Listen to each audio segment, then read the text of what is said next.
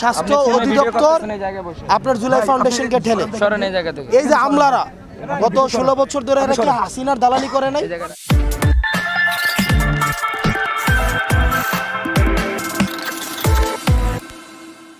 আমাদের অযোগ্যতা আছে,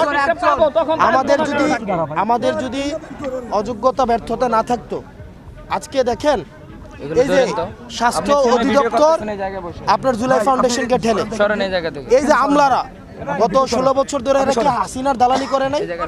এবার ওরাই আবার হচ্ছে আমাদের করতেছে, সেবা করতেছে।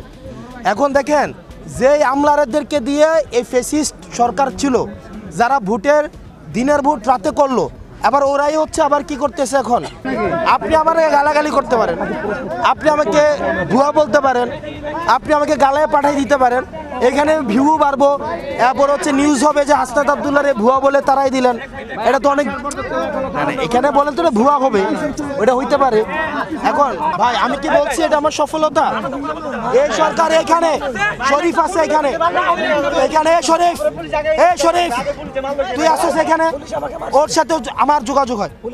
শরীফ আমাকে ফোন দিয়ে এখানে আমি পিজি হসপিটালে, সিএমএইচে, নিটুরে, এনআইইউতে আমি গতকালও 4টা পর্যন্ত আপনাদের ওখানে ছিলাম। ওই যে আপনাদের ওই যে ইয়াতে আমদাদ কোথায়, আমদাদ মানে বাসায় আমি 4টা পর্যন্ত ওখানে। আপনারা যারা গাড়ি আটকাইছিলেন না, একটা যাই হোক রাজি, আমি তো বলিনি আপনি রাজি হয়েছেন, একটা গাড়ি আটকাইছিলেন না, ওখানে একটা এক্স আর্মি অফিসার ছিল না? আমি ঠিক ওই সময় ওখানে ছিলাম। আমি গেছিলাম মাহিন গেছিলাম। একটা বিষয় আমি কি বলছি এটা আমার সফলতা। এই সরকার এটা পারে নাই, সিম্পল এটা পারে নাই। ওনারা কেন পারে নাই বলি, এখানে আমলাতান্ত্রিক যে একটা জটিলতা, এখানের যে আমলারা আছে ওই আমলারাতে বিপ্লবকে এরা মানেই না। এই সরকার যদি না থাকে আপনার কি মনে হয় আওয়ামী লীগ আমারে ছাড়বে? না। আওয়ামী লীগ আমারে ছেড়ে দিবে বা অন্য কোনো রাজনৈতিক? হ্যাঁ ভাই আপনারা যদি ধরে আমার এই সরকার এখানে শরীফও ছাড়বে না, আপনারাও ছাড়বে না।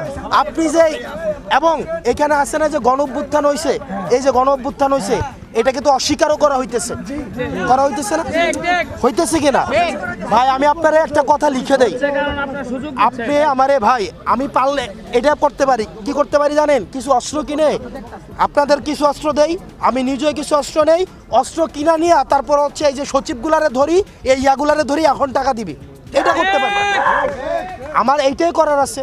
আমরা চাইছিলাম কি দেশটা সুন্দরভাবে চলুক, এই কারণে তো উপদেষ্টারা এই না সৎ উপদেষ্টারে দিলাম। আর সৎ উপদেষ্টারা যে এত আমলা নির্ভর হবে এটা তারা আমরা বুঝি নাই। তারা দেখি হচ্ছে আরো বেশি তারা নিয়মতান্ত্রিক। নিয়ম কি, একটা স্লিপ একবার দিছে, এটা স্বাস্থ্য অধিদপ্তরকে দিছে, এটা আবার আরে ভাই আমি হসপিটালে ভর্তি, আমার আবার হচ্ছে আমার এসের কি ভাল লাগবে?